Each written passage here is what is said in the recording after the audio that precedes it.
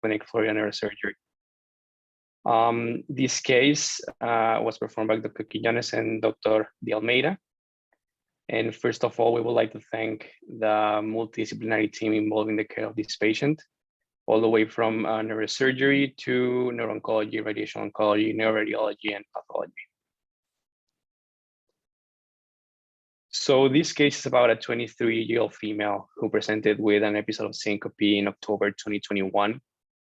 She presented at an outside institution, and after interrogation, she stated she has been experiencing episodes of headaches, dizziness, and fatigue for about 32 months before presentation. She also stated experiencing episodic blurry vision when standing up and insomnia. This prompted an MRI scan that revealed an intracranial lesion. Past medical history was non-contributory, and family history was relevant for a paternal cousin with a meningioma. And on physical examination, her head was normal cephalic, not traumatic, cranial nerves grossly intact, full strength throughout, and normal reflexes. Here we have the MRI from November 2021. This is a coronal T1 weighted MRI post-contrast, where we can see a right frontal multilobulated contrast enhancing lesion. You can see that the lesion was involving most of the right hemisphere. And here we have an axial cut where we can see that is obliterating the anterior frontal horn and is causing significant midline shift. The lesion appears to be extraaxial and involving a portion of the bone right here and also a portion of hyperostosis.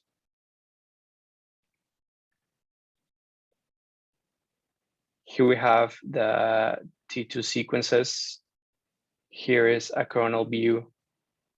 And on T2, you can see those areas of hypointensity that will be most likely consistent with calcifications. Most of the tumor had these characteristics. Here we have an axial cut. And here we can see that the tumor was already causing vasogenic edema with those T2 hyperintense areas. I'm not sure if neuroradiology joined in. I don't know if Dr. Vargas or Dr. Gassi would like to comment here so far.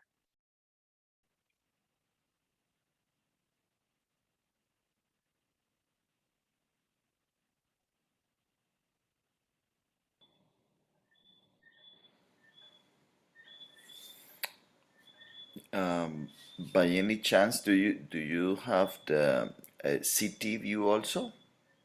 No, at this point we didn't have a CT from this patient.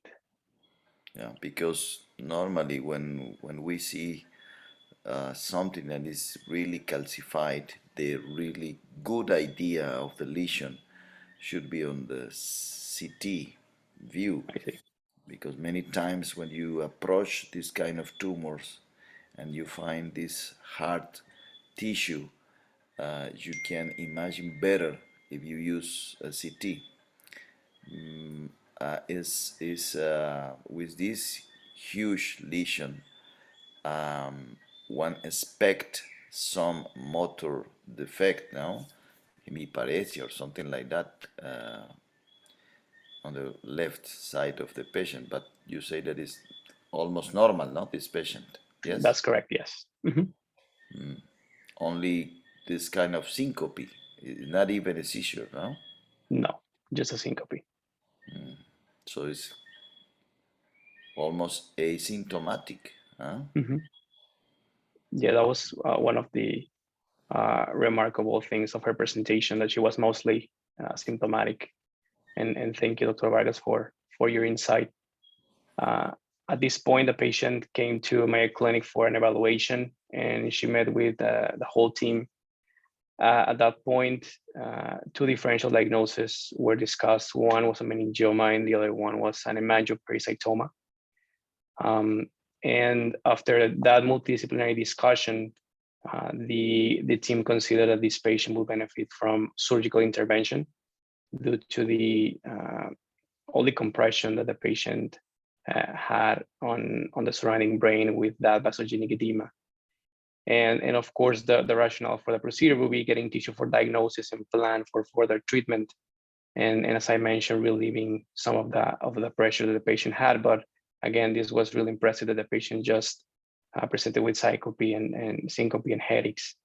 And at this moment, everything was discussed with our neurovascular team. And due to the possibility that this tumor was vascularized, a tumor embolization was planned before the surgery, just to make sure we could avoid a potential life-threatening hemorrhage during surgery.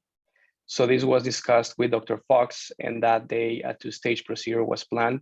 In the morning, the patient will be taken to the angio suite and had that embolization performed, and then the patient will be transferred to the OR for surgical intervention.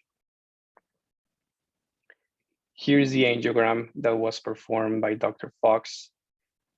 We can see that there was a modest blood flow through the tumor. And after further analysis of the thinning branches of this tumor, it was concluded that the artery that would be suitable for embolization was the anterior meningeal branch that was coming directly from the ophthalmic nerve. But risks and benefits were weighted from that procedure because, as you know, the patient was only 23 years old, and that risk of embolizing the ophthalmic artery would cause her right-sided vision loss. So at that point, it was decided not to embolize this tumor. But of course, good information was gathered from this, as this branch could be targeted during surgery and being cauterized before proceeding with tumor resection.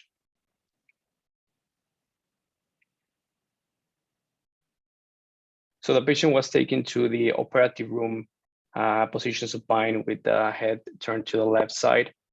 A curvilinear incision was made at that point, and the subcutaneous tissue was dissected. Burr holes were placed, as you can see.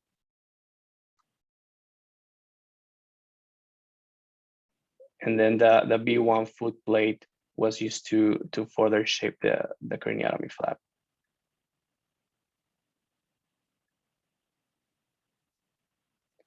JPN, I know you were present on that surgery. I don't know if you would like to comment at this point.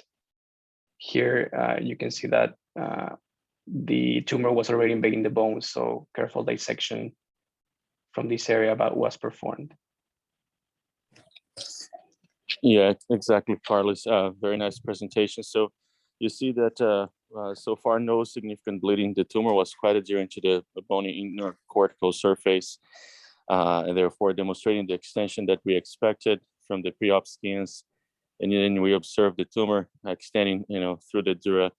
But fortunately, you're going to see that we had a pretty good plane around the tumor in the brain itself that helped us with the resection of this quite massive tumor as well. And you see that after the tumor itself was exposed, we just left that part that was more superficial and extended the dural cut about 2 centimeters or so around the tumor, and used that dural cuff to facilitate the maneuverability. And as I was saying, we're glad to see that there was a nice plane between the tumor itself and the normal brain. So we worked around the brain tissue, and after the margins were, observed, we just proceeded with the bulking of the tumor. In this case, just made a head and used some Bovie with some scissors and Metzemal cutting of the tumor itself. And once, quite significant the bulking was achieved, we could mobilize this tumor margin away from the surface of the parenchyma with really not much problems. So we prepared for the worst, which I think we should always do. But thankfully, in this case, there was a very nice plane that facilitated with quite minimal blood loss. Thank you, JP. And yes, as you can see here, the last portion of the tumor was removed with the Bowie and with a combination of debulking the tumor and then finding a plane around the tumor and the brain. Here you can see the interface between the brain and the tumor.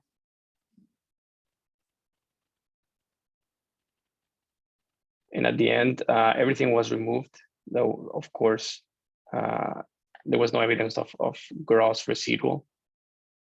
And here, this next frame here, you can see how the brain was nicely preserved with no evidence of invasion or any residual disease. But it was really impressive, of course, how the brain accommodated the tumor inside of that confined space that is the skull. Hemostasis was achieved. Here you can see Surgicel being placed.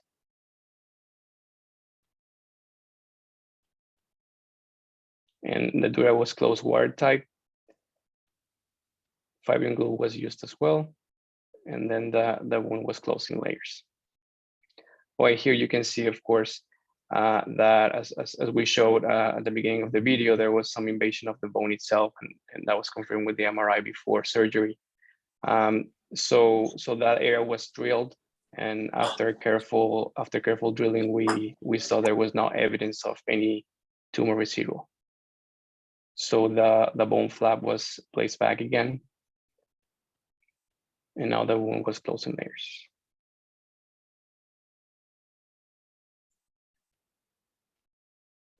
And now Dr. Genta will present the pathology results from this lesion. Just one point before moving to pathology, Carlos. Yes. To see the video when we were reconstructing the dura, we could see that we used, tissue. I mean, autologous tissue from the patient. We just used like the pericranium that we had mobilized in the beginning of the surgery to reconstruct that defect, which we still feel that is better than this, artificial substitutes, and we prefer to use it whenever possible. Just an additional point. Thank you. Awesome. Thank you, JP.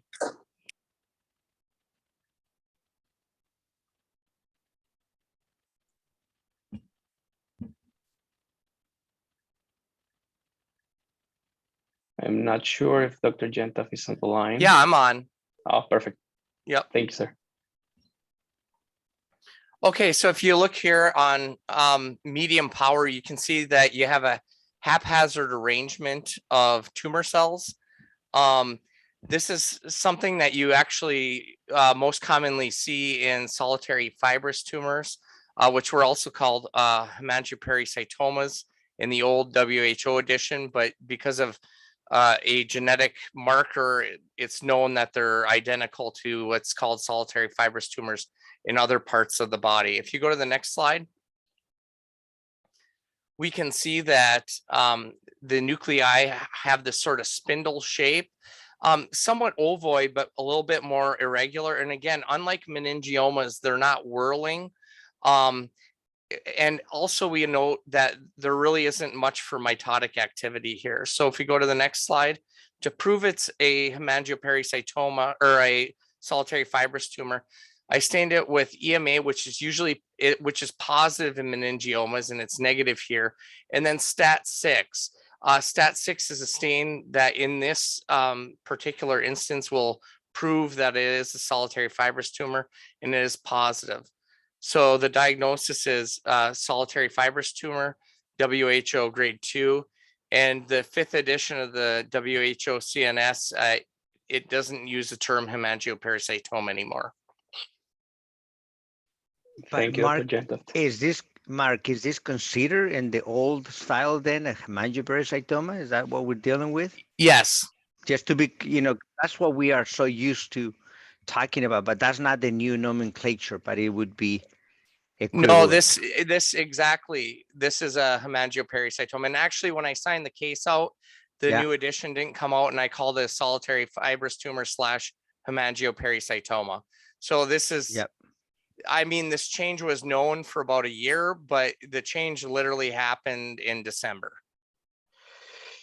And Gabriel, did you see the surgery, right? I mean, it's I think it was a gross total resection. We resected everything that there was to resect. The question is, from my perspective, I guess, and I'm sure that we have a discussion, but just for you to help me think through this, and anybody to contribute as to whether or not we need to consider more adjuvant therapy, of course, following this, this surgery, following this pathological diagnosis. Um, this was an excellent resection, and of course, completely out the tumor. Congratulations, Thank you. because when we see this kind of huge mass, many times we can find some adherence of the brain in some parts, and the brain can be damaged, and many people think that no, it's easy because it's an extra axial tumor, and many times it's not like that. But here we see that the tumor was very good.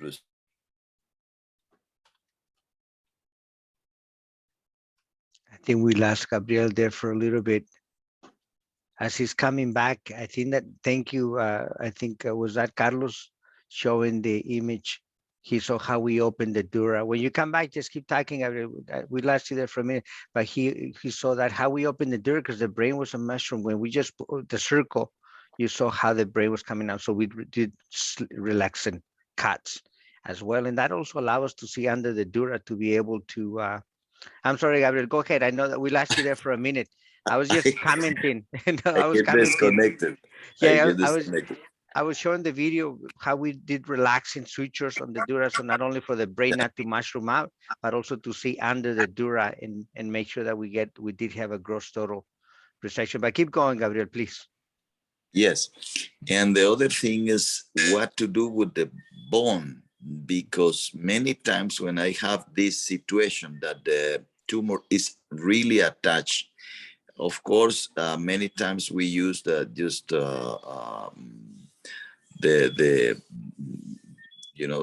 as you do here, and preserve the own bone. But I don't know your experience. I always afraid of, oh no, again returning the tumor or something like that. Yeah. So at that time, I use always bone cement. Gotcha. And I do the cranioplasty, and I tell the patient, if it's not good aesthetic, I can do, of course, something planning, but I try to replace the bone. I don't know your opinion or Dr. Almeida's opinion on that particular point. Well, this is what the few cases that I have done gross total resections for hemangioperitomas, and I have a few. Wonder if we should write even the small series, as small as it may be. It's not like these are tons of cases, but they've been in young people like this, and there've been bone involvement. And my philosophy, what I learned also dating back to my residency years, is to go ahead and do exactly what we're doing. You can see the cutting burr right there. We're taking all the cancellous portion of the bone until we get to the outer plate, which is the cortical portion. So we try to take out all that. And you can see what we did until it gets hard. And that allows me to reuse the bone. I think of the bone as being devascularized, and then taking out all this cancellous bone where you can find some potential stem cells. We take them out. So far, the patients have done well. We save them from residency. The earliest that I did like this, I did it in 2006. And I've been following for many years. Incidentally, his mother actually works here at the Mayo Clinic. I did this when I was back at Hopkins. So it's worked well for me, but I do that. I just take out all the cancellous bone and drill and drill and drill from this. Okay. That's how I done it, and that has saved me. Now, the only thing that people may argue is that, well, that bone being so thin may not be as strong. I do tell them not to do any contact sports like heavy duty boxing or Taekwondo or UFC type of situation, but almost, and if they ride horses, I ask them to wear a helmet and things like that, because I'm always afraid that bone, because I do leave a little layer of cortical bone, may not be as strong. Dr. Q, a couple of questions. Yes, Dr. Gupta, please. Hey, good morning. One is that if you had known the diagnosis, let's say, if you were considering that it could be a hemangiopericytoma, would you have done something similar, or would you do some sort of a cranioplasty? Very Because good question. we didn't think that this was, I mean, there was no knowledge of the ultimate histopathology. And second question is, now the fact that the bone has been kind of largely devascularized, we have removed the cancellous portion. And then if this patient needs some sort of an adjuvant radiation, what is the Mhm. risk of flap necrosis in Very this good. setting? Well, I tell you what my concern, she's young, she's 22, 23. I think that you raised a very good point. I think that this bone, if she needed some adjuvant therapy, well, even with that adjuvant therapy, I think the bone has a possibility of, and I already have one patient that I don't know why, I have one young patient which his bone continues to do this right here, like this. So this bone has a possibility of doing this. And of course, if you put on top of that radiation, I think the bone has even more of a possibility of shrinking and becoming a nothing.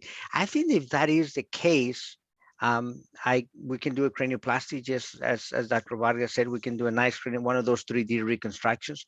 I think that if I knew the diagnosis ahead of time, I had done also a couple of cases where I planned already a bone flap that is already 3D reconstructed. My challenge is been that once I do that, sometimes either I fall short in the bone that I take out, or the cranioplasty is not necessarily perfectly fit. So I ended up struggling, cutting more bone, trying to reconstruct. It has been a little bit of a hassle for me, but that's a good possibility, obviously. I think that given how young he is and given the resection, I favor that we do a close follow-up for all those things. And if anything happens, we can always do, like I said, more surgery, radiation, follow-up, potentially with a cranioplasty. I think that those are the possibilities. I don't know, Gabriel, what your thoughts from your side?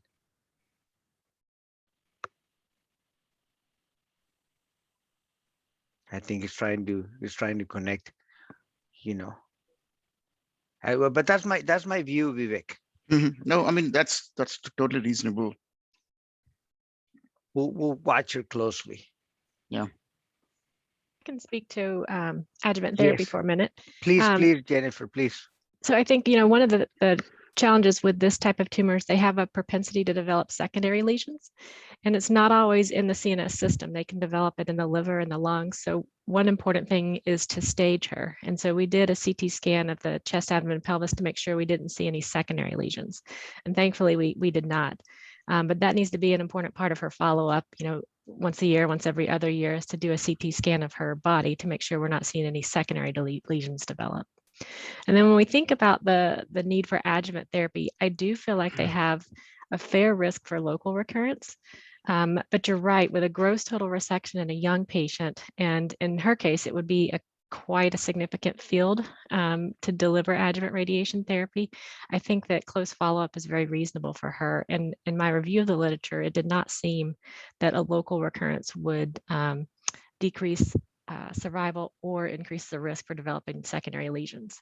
And it's in a location, I think, where it could be salvaged, or you could do additional surgery, and then we could consider adjuvant radiation. So I agree with observation in this case, but I do unfortunately think they have a fair chance of recurrence. And Jennifer, just to add to that, she does have another lesion on the thyroid, if I remember correctly. Yeah, That was a so fine needle. Yeah, go ahead, yeah, please. we did find a thyroid nodule, and we biopsied that, and it turned out to be a papillary thyroid cancer. Yeah. So unrelated to the solitary fibrous tumor, but we did find that on her staging. And I wonder if there's some sort of genetic predisposition for these, Jennifer. I mean, sometimes we don't think that they're related, but I wonder if there's some sort of genetic predisposition. I don't think there's anybody in her family, but particularly for her, if something happened during development. And you're right, I think that with her, we need to be hyper vigilant. Yeah, and we did set her up to see genetics to review that potential connection. I see Dr. Montesero, and then I'm going to go back to Gabriel because he's here to talk about whether or not what's going to happen with that bone and the devascularization and the need for more therapy. Go ahead, Ala, please. Thank you, Dr. Q. Thank you, Carlos, for presenting such wonderful case. So, Dr. Q, what are your thoughts about using the bone, after drilling and devascularizing the bone versus using a synthetic bone graft in these particular cases where, beforehand, that they're kind of like bone invasion and The differentials would be on top of the list, whether meningioma invading the bone versus hemangiopericytoma. And the bony invasion is one of the main reasons for recurrence. What are your thoughts about this? Well, and Vivek asked a question and I answered, and then I wanted to have Gabriel. So this is what I said. I said, in this particular case, I was ready if I had seen that the tumor came all the way from the dura through the inner table, through cancellous bone, and then the outer table, that bone, I would cut that piece. I normally do the craniotomy this big, and then that piece of bone, I just completely cut it. And then I put a little mesh cranioplasty. That wasn't the case here. The case was the inside, and then when you turn the bone over, you can see that there are some sort of hyperostosis and a little bit of infiltration of that inner table with a little bit of cancellous bone. So I took that bone to the side, and I don't remember which one of you guys ended up drilling with a cutting bird, all the inner table, the cancellous bone, until we had really solid white bone. So now the question is, I put it back, and Vivek asked, is going to be the vascularized if sometimes they necrose and they begin to shrink, which I do have a couple of patients like that, unfortunately. So should we use something synthetic? I said, I think I'm going to use the same bone, looks good, better for cosmetics, and I follow her closely. If the bone begins to shrink, I can always go back and do one of those 3D CT recons. If she was to need more radiation therapy and the bone is good, then we proceed with radiation therapy without doing anything synthetic. But if the bone had gone completely invaded, sometimes I do that craniotomy and I ended up taking that circle of bone. Gabriel, what are your thoughts about it? And then I put mesh right there and then, because it's not a huge defect. But what are your thoughts, Gabriel? Thank you. I said, I don't like too much titanium mesh right now, because many times the titanium mesh get involved with the skin of the patient, get attached. So today, as I said, I use an cement bone just from orthopedic use. Put my cranioplasty, try to do as best as I can in a aesthetic way. If it's done good, I come back and of course do a 3D reconstruction.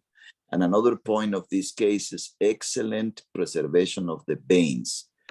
Many times we have veins, and the veins are very good friends in this kind of surgery and prevent the edema, all of the, and we can see here in this case, good, very nice preservation of veins, which is very, very good for the surgical point of view. Beautiful. Go ahead, JP. Dr. Vargas, great comments. Thanks. I just wanted to tell about the technique for reconstruction that you were describing now.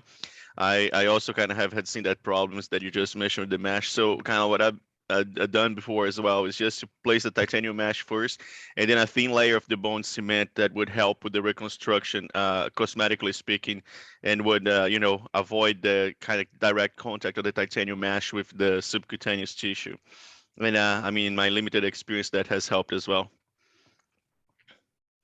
A beautiful point. It's interesting that's exactly how I learned it when I was a resident with Mike McDermott. He would use he would make a big deal out of it, because as the residents, we'd be on the side doing this, because you know how the cement gets hot. So we would he would cut the mesh cranioplast, and then he would put me on the side. He would put a piece of plastic, put the cement, put the mesh on top of it until the cement and the mesh were nice and thin, and they were, and you're absolutely right, Gabriel. You wouldn't have the skin going into the holes of the mesh. And it was, as a resident, you felt so good, because you felt you were creating some piece of art, and you felt so instrumental to the surgery, which you were, now that I look back, of course. Beautiful. All righty. So you want to keep going, Andrea and Carlitos, so that way we can go to the next case. The next case is also fascinating from pathology perspective. Yes, just to wrap it up real quick, and the MRI images also showed a gross tumor resection, as I was showing to you right here. And just to discuss a little bit the postoperative course, she had no complications, and she was discharged home on postoperative day 2. As Dr. Pearson mentioned, she was evaluated by neuro-oncology and radiation oncology. And due to that gross tumor resection, and after the tumor board discussion, it was decided to proceed with active surveillance with periodic imaging. And as also discussed during that angiogram, actually, that the patient had before surgery, those thyroid calcifications were identified, and that's why she underwent that needle biopsy showing papillary thyroid carcinoma. And this patient just underwent total thyroidectomy, is currently undergoing treatment for this lesion as well. And just a few teaching points on hemangiopericytoma, or now known as a solid fibrous tumor. It comes from the parasites surrounding the blood vessels, and it has a high risk of recurrence and metastasis, and in most recent series is estimated as high as 20%. And the symptoms related to this lesion is most likely related to the mass effect caused by the lesion. And in recent studies, the role of radiation therapy, chemotherapy, and surgery has been discussed.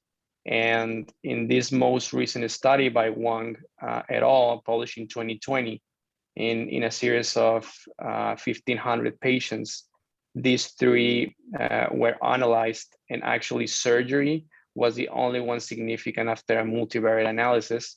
Radiation therapy did not reach significance even after univariate analysis, and chemotherapy was actually a factor of decreased overall survival in this subset of patients. So we know the role that surgery has, and that a gross tumor resection can impact in these patients. And that's it. Thank you so much for the discussion and your time.